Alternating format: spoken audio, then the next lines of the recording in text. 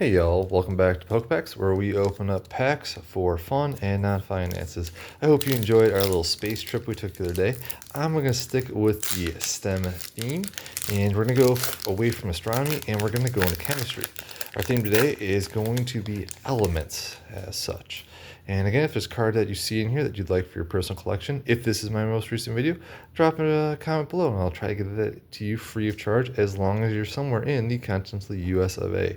Alright, so energy search isn't going to scream like element to me. It's going to think about something related to finding elements, so maybe some of our good old scientists. And if we talk about chemistry, I think the one that gets the most credit is good old Mendeleev. He is the guy who's responsible for our current periodic table. All right. Ooh, star U is pretty easy one. So you think star U, you gotta think water. I actually like this. That's kind of a cool little background, like the dusk or the setting as such. I mean, when you think about water, you think about H2O. Now, is H2O an element? No, not at all. It's, I believe, technically a compound. Could be wrong, could be molecule. I can't remember the difference between two of them right now. It's one of them.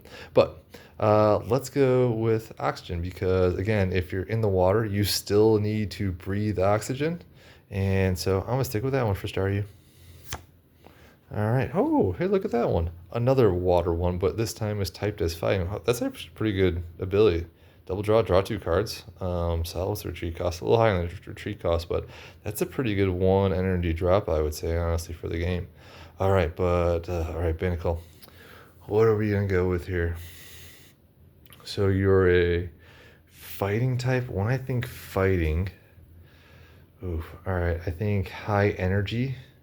So I'm gonna go with like potassium right now because if you're fighting, you need energy, and specifically potassium, or you're gonna cramp up pretty good. So I'm betting there's a good amount of potassium in this dude for us. Again, don't fight each other. Use your words. All right, Dartrix. Okay, I didn't know you're a grass type.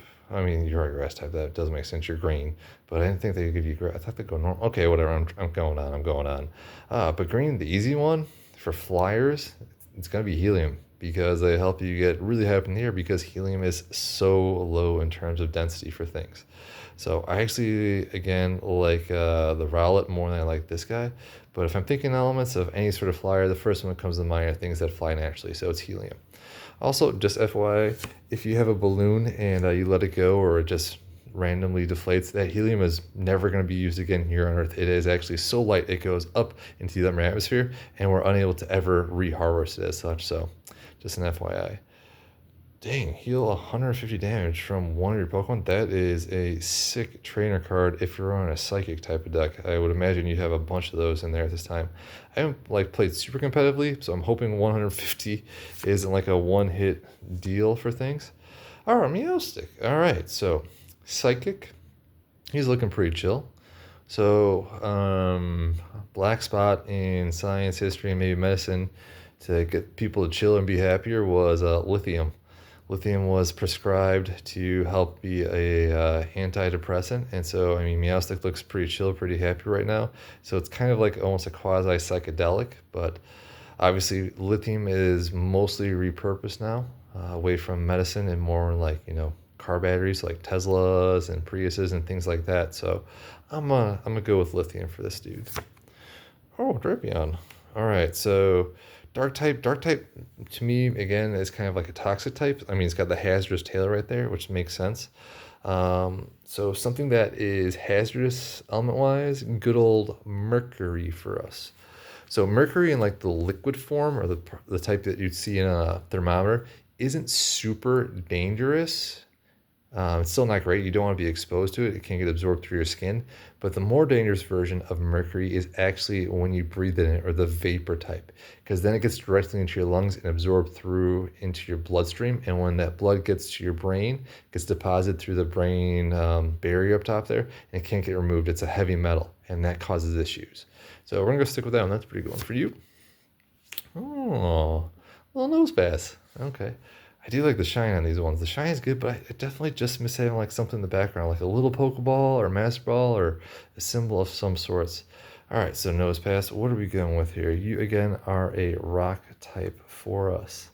So, how about like Silicon?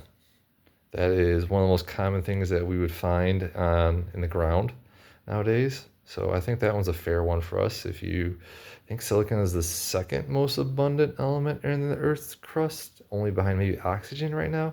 Again, my Earth and planetary knowledge is kind of limited, but I feel confident it's a top 5 one that you'd find if you started tearing apart the crust. All right, let's see who else we got. Oops, too far. Well, that ruined that one. Oh, look at this little guy. I don't care what it is. You could be any element you want to be again to Denny. That's a super adorable little one for us. It's got a little shine to it. It does have a little shine for us. Okay, but if we're going to do electricity, even though, you know, it's not an element, it's in all the elements, I'm going to give you the electron because you're so cute. You're in all of them right now. And none of these elements would matter at all if we didn't have the ability to figure out what you electrons were doing at all times. So, man, this is a cool card. I don't know if it's one of the good ones in the set. I know there's only a couple, but hey, I'm happy. That's adorable. And he's just chowing down on some food right there. He's living the life right now, my little favorite electron. And then, oh, hello you. All right, I did not pick him up from the GameStop, so this is cool to see. So Gengar, as we know, is a super dangerous one according to like all the canon things. So if we're gonna talk about dangerous things, we're gonna go with some of the halogens. So you could pick any halogen you want.